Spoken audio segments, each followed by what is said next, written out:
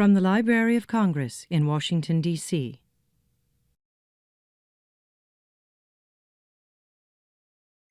Welcome to the National Book Festival.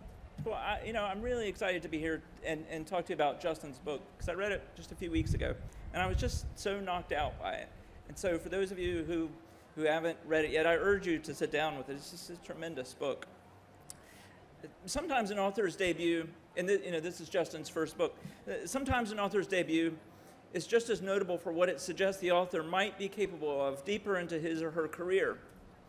First books can show a promise of imagination. They can show what the author has presumably now got out of his system. And they can show you a writer trying to find his voice in the very pages you're reading. And then, very rarely, an author's debut comes along, and from the earliest sentences, it marks the arrival of an already realized, remarkable talent with a singular voice and a vision that feels essential. I'm thinking of Raymond Carver's "Will You Please Be Quiet, Please?" and J.D. Salinger's "The Catcher in the Rye," and Carson McCullers' "The Heart is a Lonely Hunter." And we can certainly include Justin Torres' "We the Animals" in that group. "We the Animals" is a short book that leaves you reeling long after it's over. It's the story of three brothers born to a Puerto Rican father and white mother, trying to make sense of and survive the neglect and chaos and violence that make up their daily life. It's about confusion and desperation and looking for escape where none exists. I can't remember the last book that makes such beauty out of such heartbreak.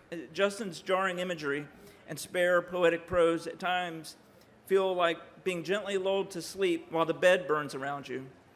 And sometimes it feels just like being hit in the face with a shovel, which I mean in the best way. This is a work that takes the coming-of-age novel and drags it through shards of glass. And in doing that, Justin Torres gives us new and profound insights into the fragility of childhood and also reminds us of what we can endure. Justin is a graduate of the Iowa Writers Workshop and a recipient of the Rolón United States Artist Fellowship in Literature. He's currently a fellow at Radcliffe, and we're really honored to have him here with us today. So please welcome Justin Torres.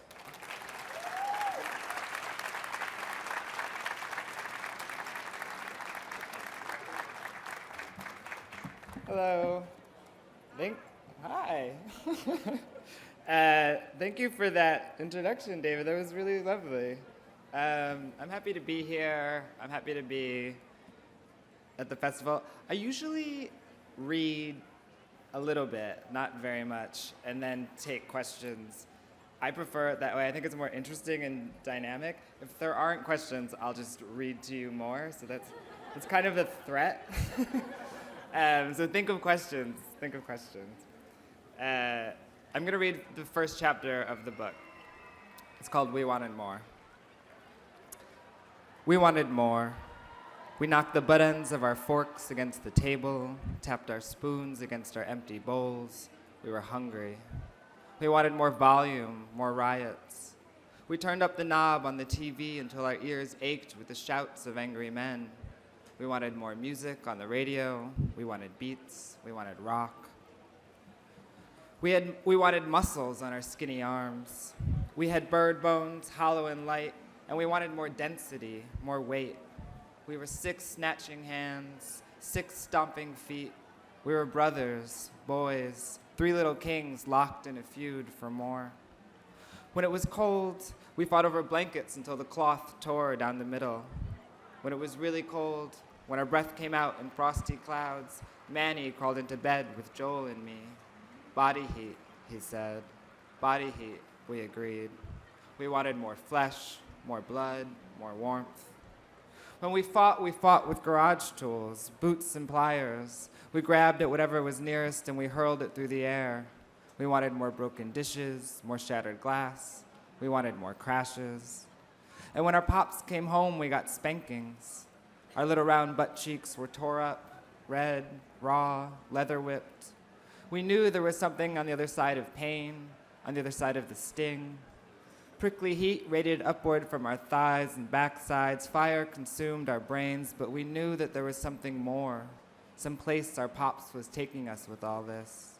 We knew because he was meticulous, because he was precise, because he took his time. He was awakening us, He was leading us somewhere beyond burning and ripping, and you couldn't get there in a hurry. And when our father was gone, we wanted to be fathers. We hunted animals. We drudged through the muck of the creek, chasing down bullfrogs and water snakes. We plucked the baby robins from their nest. We liked to feel the beat of tiny hearts, the struggle of tiny wings. We brought their tiny animal faces close to ours. "Who's your daddy?" we said, then laughed and tossed them into a shoebox. Always more, always hungrily scratching for more. But there were times, quiet moments, when our mother was sleeping, when she hadn't slept in 2 days, and any noise, any stair creak, any shut door, any stifled laugh, any voice at all might wake her. Those still crystal mornings when we wanted to protect her, this confused goose of a woman, this stumbler, this gusher with her backaches and headaches and her tired, tired ways, this uprooted Brooklyn creature, this tough talker, always with tears when she told us she loved us, her mixed up love, her needy love, her warmth. Those mornings when sunlight found the cracks in our blinds and laid itself down in crisp strips on our carpet. Those quiet mornings when we'd fix ourselves oatmeal and sprawl onto our stomachs with crayons and paper, with glass marbles we were careful not to rattle. When our mother was sleeping, when the air did not smell like sweat or breath or mold, when the air was still and light. Those mornings when silence was our secret game and our gift and our sole accomplishment. We wanted less. Less weight, less work, less noise, less father, less muscles and skin and hair. We wanted nothing, just this, just this. And I'm going to read one more short.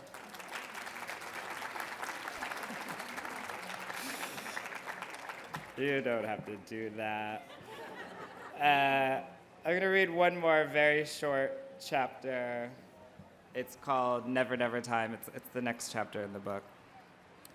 Am I speaking into the microphone? I can't hear anything. It's okay? Yeah? Good. Never Never Time. We all three sat at the kitchen table in our raincoats, and Joel smashed tomatoes with a rubber mallet. We had seen it on TV, a man with an untamed mustache and a mallet slaughtering vegetables, and people in clear plastic ponchos soaking up the mess, having the time of their lives. We aimed to smile like that. We felt the pop and smack of tomato guts exploding. The guts dripped down the walls and landed on our cheeks and foreheads and congealed in our hair. When we ran out of tomatoes, we went into the bathroom and pulled out tubes of our mother's lotions from under the sink. We took off our raincoats and positioned ourselves so that when the mallet slammed down and forced out the white cream, it would get everywhere, the creases of our shut-tight eyes and the folds of our ears. Our mother came into the kitchen, pulling her robe shut and rubbing her eyes and saying, "Man, oh man, what time is it?" We told her it was 8:15, and she said, "Fuck," just still keeping her eyes closed, just rubbing them harder. And then she said, "Fuck" again, louder, and picked up the tea kettle and slammed it down on the stove and screamed, "Why aren't you in school?" It was 8:15 at night, and besides, it was a Sunday, but no one told Ma that. She worked graveyard shifts at the brewery up the hill from our house, and sometimes she got confused. She would wake randomly, mixed up, mistaking one day for another, 1 hour for the next, order us to brush our teeth and get into PJs and lie in bed in the middle of the day. Or when we came into the kitchen in the morning, half asleep, she'd be pulling a meatloaf out of the oven, saying, "What is wrong with you boys? I've been calling and calling for dinner." We had learned not to correct her or try and pull her out of the confusion. It only made things worse.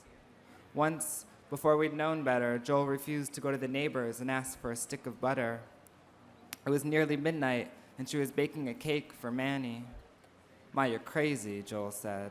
"Everyone's sleeping, and it's not even his birthday."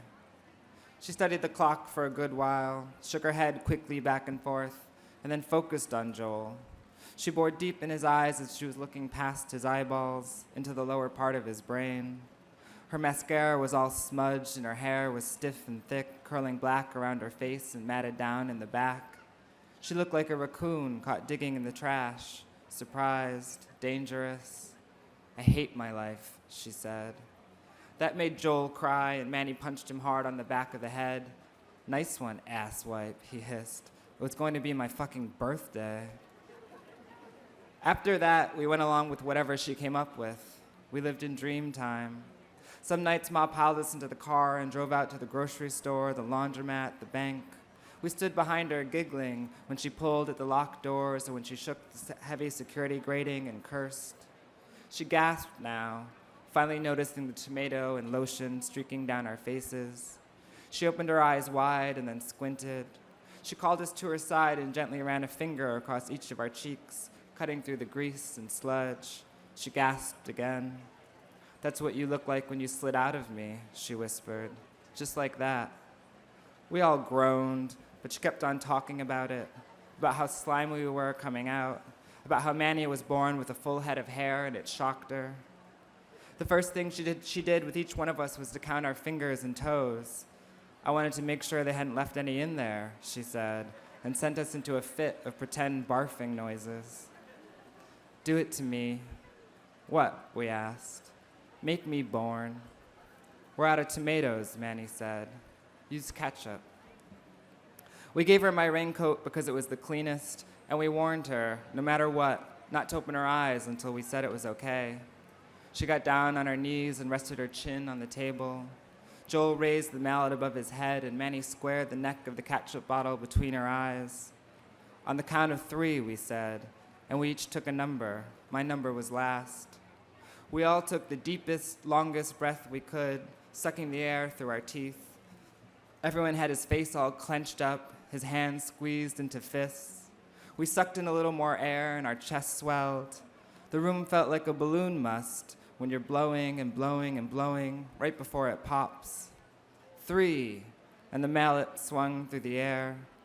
Our mother yelped and slid to the floor and stayed there, her eyes wide open and ketchup everywhere, looking like she had been shot in the back of the head. "It's a mom," we screamed. "Congratulations." We ran to the cupboards and pulled out the biggest pots and heaviest ladles and clanged them as loud as we could, dancing around our mother's body, shouting, "Happy birthday, Happy New Year, it's 0 o'clock, it's never, never time, it's the time of your life." You can clap it. It's just my way of tricking you into lots of clapping. Stop every once in a while. Let me see what time it is. Should I read one more short one, yeah? Okay. This one's very short as well. It's the next chapter and it's called Heritage. When we got home from school, Pops crowded the kitchen, cooking and listening to music and feeling fine. He whiffed the steam coming off a pot, then clapped his hands together and rubbed them briskly. His eyes were wet and sparkled with giddy life. He turned up the volume on the stereo and it was Mambo. It was Tito Puente. "Watch out," he said, and spun, with grace, on one slippered foot, his bathrobe twirling out around him. In his fist was a glistening, greasy metal spatula, which he pumped in the air to the beat of the bongo drums. We stood there in the entranceway to the kitchen, laughing, eager to join in, but waiting for our cue. Pop staked staccato steps across the linoleum to where we stood and whipped us out onto the dance floor, grabbing our wimpy arms and jerking us behind him. We rolled our tiny clenched fists in front of us and snapped our hips to the trumpet blast. One by one, he took us by our hands and slid us between his legs, and we popped up on the other side. Then we wiggled around the kitchen, following behind him in a line like baby geese. There were hot things on the stove, pork chops frying in their own fat, and Spanish rice foaming up and rattling the lid. The air was thick with steam and spice and noise, and the one little window above the sink was fogged over. Pops turned the stereo even louder, so loud that if we screamed, no one would have heard, so loud that Pops felt far away and hard to get to, even though he was right there in front of us. Then Pops grabbed a can of beer from the fridge, and our eyes followed the path of the can to his lips. We took in the empties stacked up on the counter behind him, and then we looked at each other. Manny rolled his eyes and kept dancing, and so we got in a line and kept dancing too, except now Manny was Papa Goose. It was him we were following. "Now shake it like you're rich," Pop shouted. his powerful voice booming out over the music. We danced on tiptoes, sticking up our noses and poking the air above us with our pinkies. You ain't rich, Pop said. Now shake it like you're poor. We got low on our knees, clenched our fists, and stretched our arms out on our sides. We shook our shoulders and threw our heads back, wild and loose and free. You ain't poor neither. Now shake it like you're white. We moved like robots, stiff and angled, not even smiling. Joel was the most convincing. We'd seen him practicing in his room. You ain't white, Pop shouted. Now shake it like a Puerto Rican. There was a pause as we gathered ourselves. Then we mamboed as best we could, trying to be smooth and serious and to feel the beat in our feet and beyond the beat to feel the rhythm. Pops watched us for a while, leaning against the counter and taking long draws from his beer. Mutts, he said. You ain't white and you ain't Puerto Rican. Watch how a purebred dances. Watch how we dance in the ghetto. Every word was shouted over the music, so it was hard to tell if he was mad or just making fun. He danced, and we tried to see what separated him from us. He pursed his lips and kept one hand on his stomach. His elbow was bent, his back was straight, but somehow there was looseness and freedom and confidence in every move. We tried to watch his feet, but something about the way they twisted and stepped over each other, something about the line of his torso, kept pulling our eyes up to his face, to his broad nose and dark, half-shut eyes and his pursed lips, which snarled and smiled both. This is your heritage, he said, as if from this dance we could know about his own childhood, about the flavor and grit of tenement buildings in Spanish Harlem, and projects in Red Hook, and dance halls and city parks, and about his own pops, how he beat him, how he taught him to dance, as if we could hear Spanish in his movements, as if Puerto Rico was a man in a bathrobe grabbing another beer from the fridge and raising it to drink, his head back, still dancing, still stepping and snapping perfectly in time. Thanks.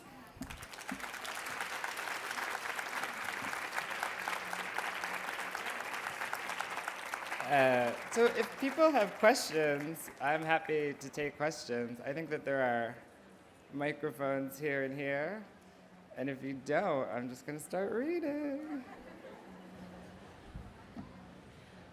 Hi. Hi.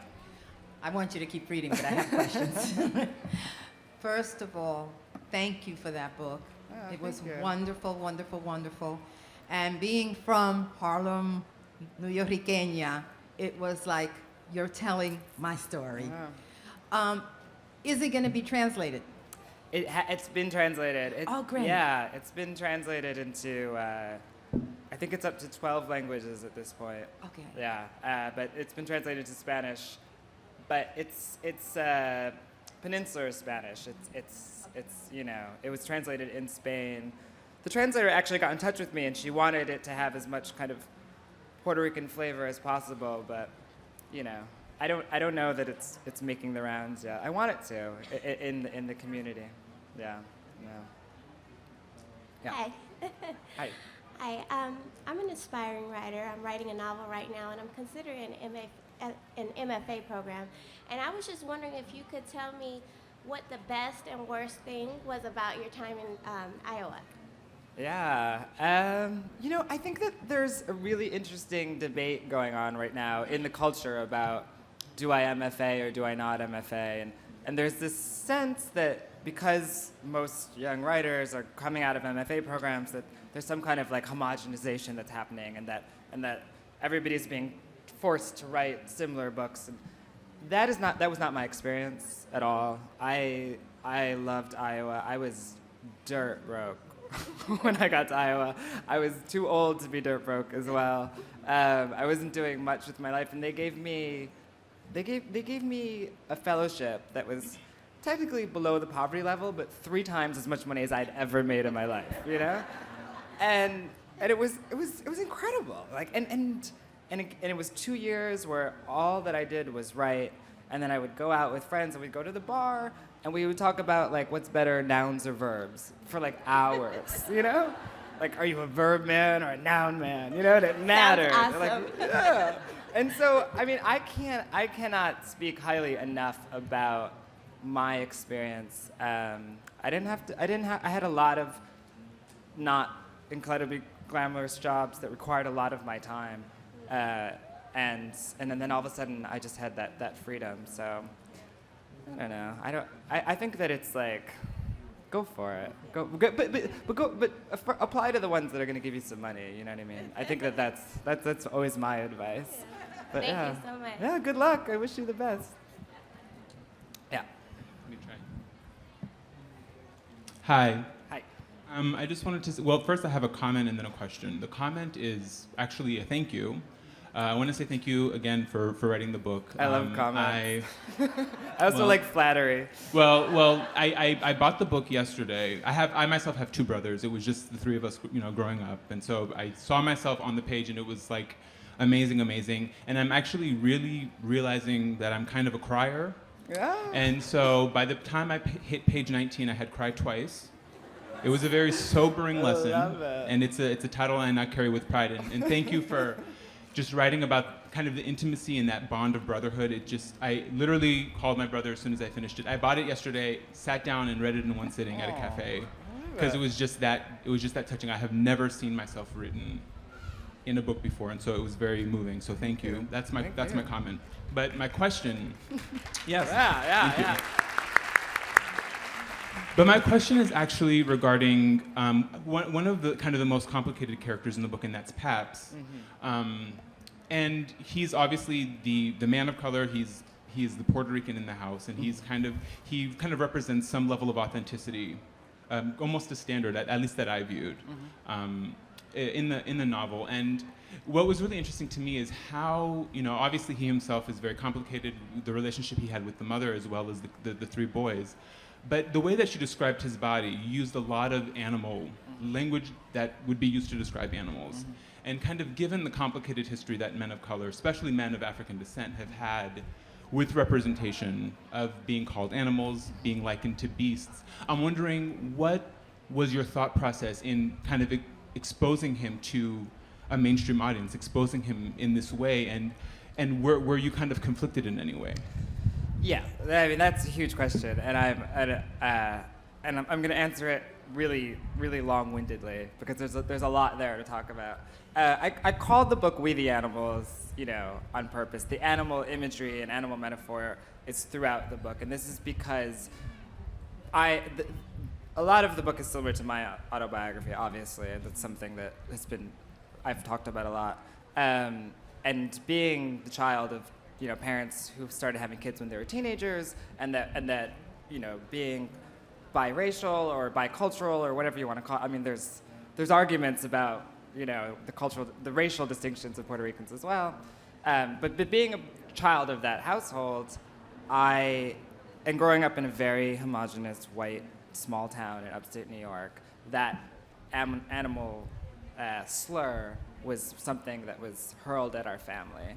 And there was this kind of special disregard or a special kind of disrespect for the fact that there was mixing. It was especially kind of just frightening, I think, for certain awful people. And so I wanted to encounter it because something else that happens is that there are purely positive representations that go out there.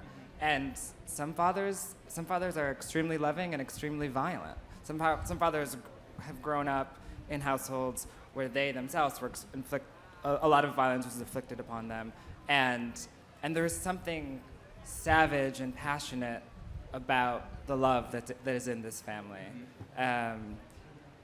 The burden of representation is difficult. I don't think that it's something that all writers have to deal with. I think writers like me, who are like queer and working class and mixed race, I think have to deal with that quite a bit, because every time you put something down, you're saying something about an entire community. That's the assumption. If you're a white middle class writer and you want to put some animal references about a man in a book, nobody thinks about that. You know what I mean? You don't have that burden of history on you. So I was aware that I was going to be challenged on certain representations on the one hand. On the other hand, I had to be fearless. I had to tell the truth as much as I could the kind of emotional truth that I needed to tell. And it was about, this is a book about brutal love. It's you know, and the brutality there, the kind of bestial brutality needs to be in the book. So I don't know if that's a satisfying That is answer. great. But Thank yeah, you. yeah, Thank you. Thanks. Hi. Would you speak to turning points in your personal journey that led you on this path, Yeah. led you to now? Wow, I can tell you my sob story. I mean, I kind of dove into it a little bit. I think that specifically talking about turning points, there was a moment, a friend of mine was taking a writing class, and I was like, that sounds like fun. And it was maybe 5 or 6 years ago. And I was like, I'm going to take a writing class. And I took it with her, and the teacher was amazing. And he was somebody that really encouraged me to take myself seriously. And it was great. And I remember the specific moment where he kind of sat me down, and he was just like, look, what are you doing with your life? You are not going to be cute forever. Like, you need to like have a plan, you know? And I needed to hear that because I was 27 and I had he was like, where are you going to be in 5 years? And I was like, I didn't know where I was going to be next week. You know, like it was just, I hadn't thought about that, you know, possibility of not being cute forever. You know? It hadn't occurred to me. I really did need somebody to just say like, you know, like the future is going to arrive very soon and you better be prepared for it. And so I started to take myself seriously. I started to take the writing seriously. There have been so many I mean, that's one, I think, illustrative point, but there have been many other moments like that of great teachers who have intervened in my own path of self-destruction. So, yeah. So for me, one of the more, probably the most darkly glowing part of the work was the very dense and oblique final chapter. Mm-hmm. And it had enough power for me as a gay man that I tried to go back and reread the entire book more strictly as a kind of prehistory of the protagonist's gay sexual career. I'm wondering if you could talk a little bit, at the risk of like shocking any children in a sense, about that kind of... Take your children and run exactly. now. The sense of kind of fraternal, intimate aggressiveness that I think a lot of gay men bring to their passionate connections, and like what it was like to reconstruct the history of that. Yeah. I mean, it's difficult to talk about the end in a venue like this because the end is amazing and shocking, and if you haven't read the book, you need to run and buy it right now. It's gonna blow you away. But I don't want to give away too much. I can say that there's an erotization of violence in this book from, I think, page 1. I don't even think you have to wait till the end to get there. And I think that there's something really beautiful and stunning to this youngest narrator about the machismo in the house, about the way that the boys are being raised to be macho, about the way that the father is macho. And I think that there's a real attraction there, and there's also a real kind of uneasiness and a real queasiness as well, and that's kind of the queer sensibility that this youngest narrator has. I think that as he moves into adolescence, and the book takes this stunning turn, really, just go now. It gets very complicated. It gets very complicated because now there's a sexual element to that, and that wasn't there before. And how do we handle that? You know what I mean? Where do our desires come from, and how do we handle them becomes really tricky for all adolescents, no matter what their sexuality is. But because there's a kind of cultural clash between the gay man that he's going to become and the family that he's coming from, there's kind of dire consequences. Yeah. Oh, yeah. I, Yeah, then, yeah. I have not read the book yet. Looking forward to it. Yeah. In for a treat, I have to say. About a comment and a question. My Yeah. comment is you're still very cute. Flattery, I love it. My question is, you said this is largely autobiographical. So what do you see coming next? Will it also be autobiographical, or what kind of ideas do you have for the future? Yeah, thanks. I write very close to the bone. It's just something that has been very generative for me. A lot of fiction writers feel like if I wanted to write about myself, I wouldn't write fiction. You know, like why do you write about yourself? But I think that writers have been doing that since writing began, and I think that for me, I just find it like very, very generative. So, luckily, my 20s were just absolutely miserable. I mean, there's so much kind of chaos and wildness to draw from. I've written a couple stories since the book's been out, and they've been published, and the next book I think will be dealing with similar themes and issues as those stories. But yeah, the difficult part, the trick will be like, you know, after the second book, because then it's like, what am I going to write about? Like sunshine and like a fellowship to Harvard, you know? So hopefully things will get like messy again soon. But I'm enjoying the time right now. Yeah. Hi. I echo most of the comments, and I add my applause to every applause you've received. Aw, thank you. And I also just, you spoke about brutal love, and I must say that you handle your characters with such love and care that is very special.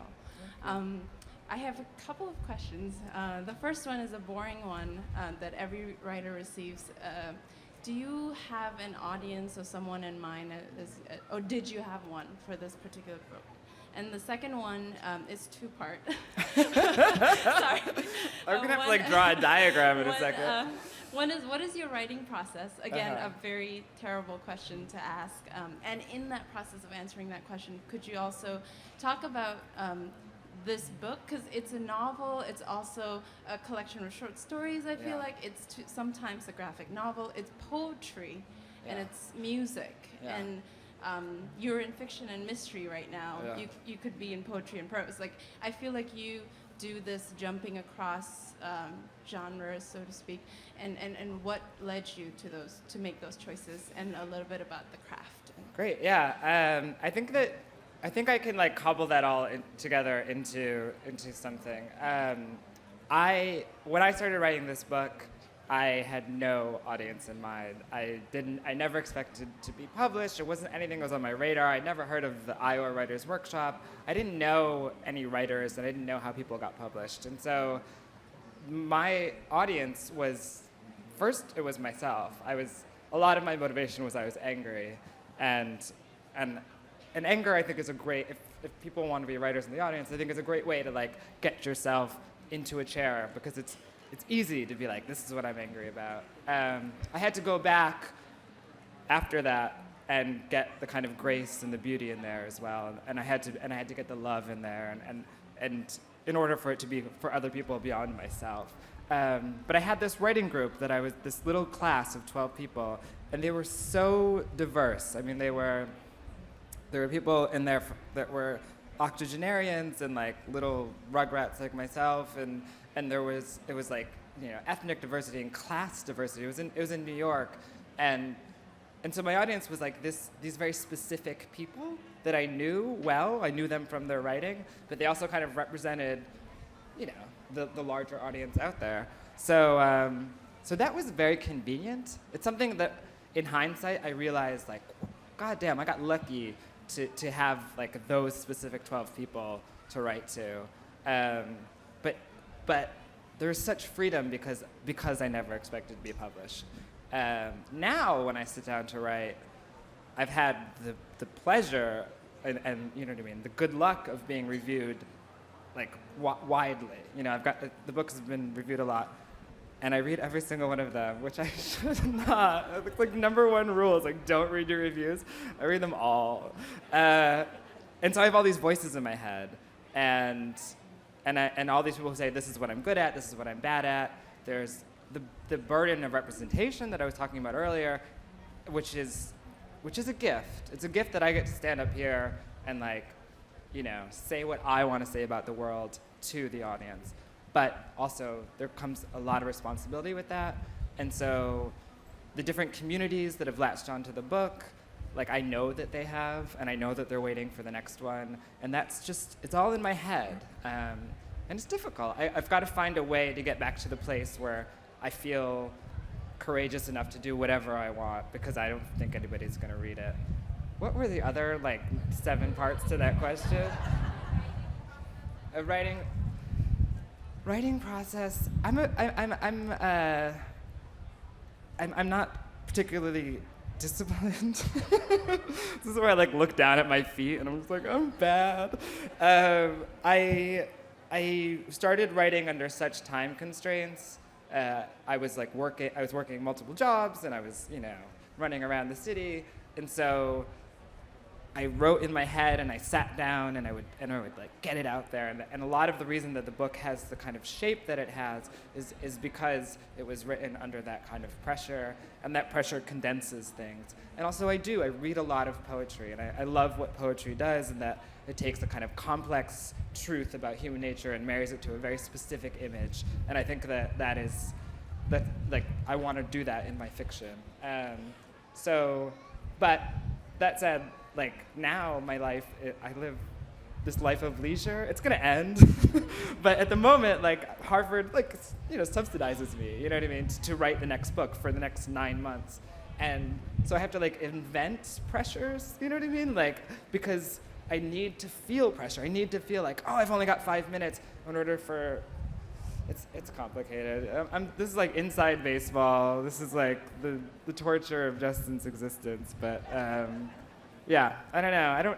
I haven't figured it out. I want to be more disciplined. That's what I'll say. I want to be able to sit down and write for 8 hours, and produce a 400-page book. It's never gonna happen. Hi. After this, we're gonna listen. You know Diaz. Yeah. I haven't read your book, but I'm sure I'm gonna read it. Good.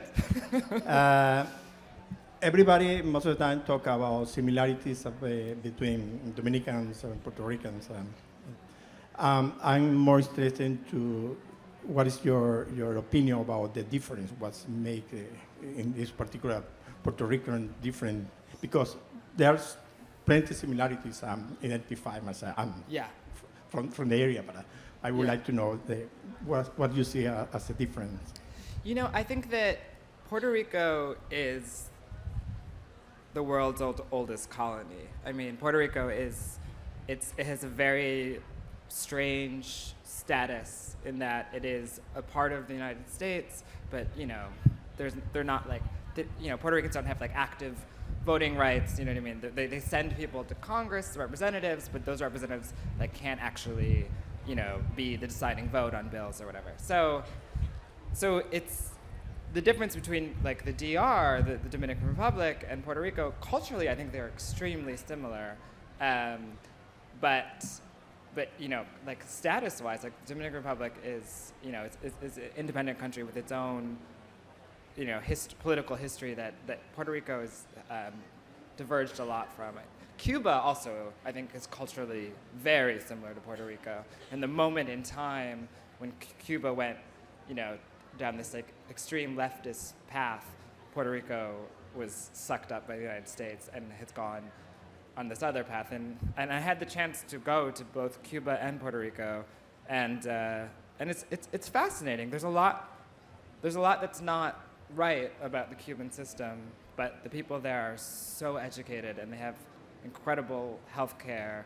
And then you go to Puerto Rico and it's 13 times poorer than the poorest state in America, and there's a lot of people on welfare, and like, you know what I mean, and there's like laxer like environmental laws in Puerto Rico than there are anywhere else in the United States, and so it's really complicated. I think, but the main difference between maybe the Dominican Republic and Puerto Rico is that there's a small percentage of Puerto Ricans who want independence and who very strongly want to be their own nation. There's a huge portion, who never want to become a state, and then there's a huge portion who do want to become a state, and that battle just keeps playing out forever. So I don't know. Yeah. Thank you.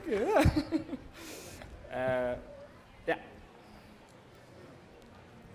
What you had said before, like 2 questions ago, with the concentrated nature of the prose turning to poetry, with that, were there specific poets or musicians that you drew from that, or?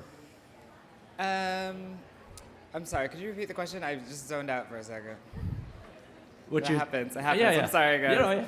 What you said before about the concentrated nature of the prose in the novel, going back to poetry, were there specific poets or musicians that you turned to? Yeah.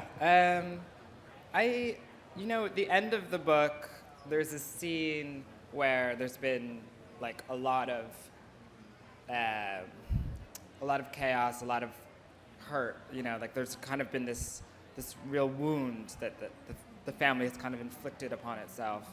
And there's an Emily Dickinson poem, and the first line, I'm going to butcher it, but it's something like, after a great pain, a formal feeling comes. And the poem is very short, and it's this kind of winter imagery.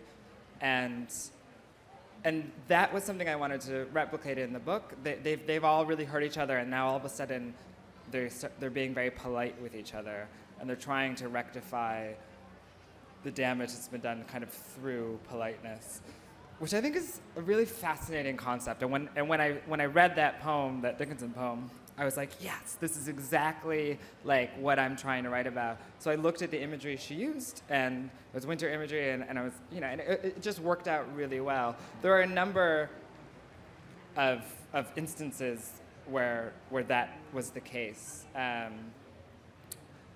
I don't have like the most, obscure poetry references. I mean, the poets that I read are, pretty standard. I like C.K. Williams a lot. I think Anne Sexton's amazing.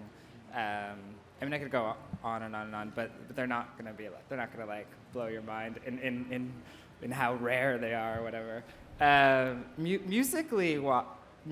Music-wise, I listen to music a lot when I'm writing. I listen to incredibly depressing music mostly, because it gets me it gets me emotional enough that I want to engage with like the difficult truths.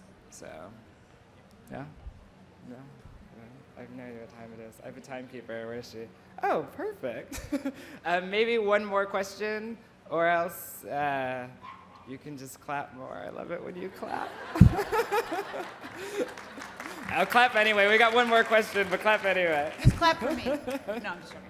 I haven't read the book yet, but I was wondering, just from what you've read, how your family reacted to the story and telling the story. And it seems like you said some pretty personal things. Yeah. The reaction is still happening, which is wonderful. They read the book a lot.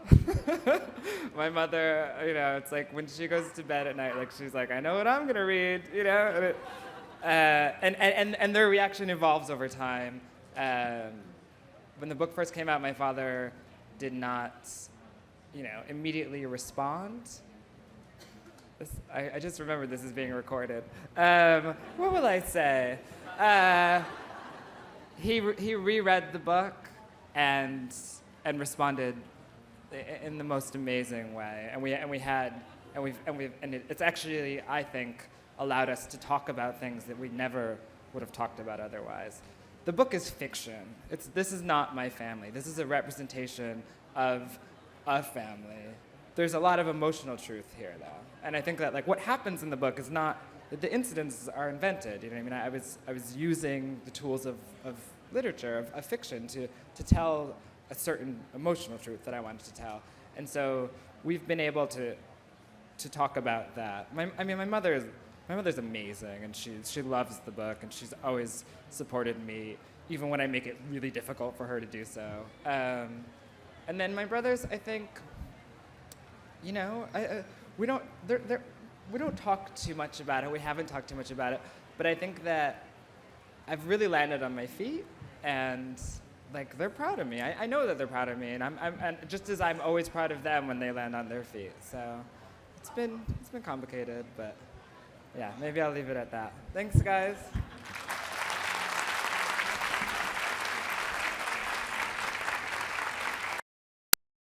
This has been a presentation of the Library of Congress. Visit us at loc.gov.